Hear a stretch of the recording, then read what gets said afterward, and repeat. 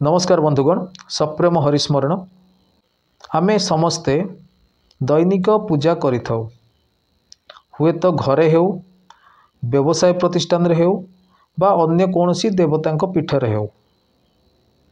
मात्र उचित कर्मकांड ज्ञान अभावरु हेउ बा अन्य कोनोसी कारण आमको सही पूजारे आत्मिक संतोष मिली न थाए।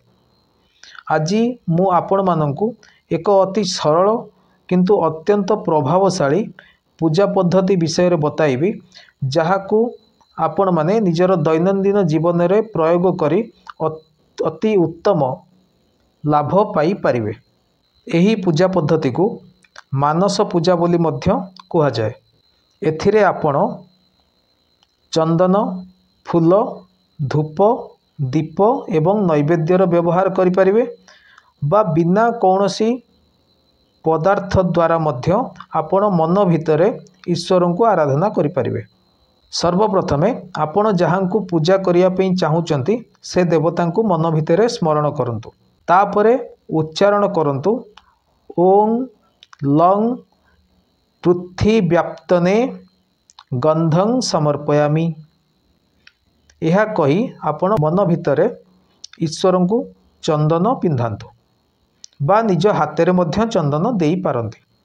तापरे ओं हं आकाशत्मने पुष्पं समर्पयामि कही देवता को फूल दियंतु बा मन भितर मध्य आपण सबुठारु भल पुष्प ईश्वर को अर्पण करि पारिबे। तापरे ओं यं वायवात्मने धूपं निवेदयामि। यह कही आपण धूप देखै पारिबे बा मन भितरे आपण धूप देवता को अर्पण करि पारिबे। तापरे आपण ओं रंग अग्नयात्मने दीपं दर्शयामि। यह कही आपण देवता को दीप देखाई पारंती बा मन भितरे आपण दीप देवता को देई पारंती।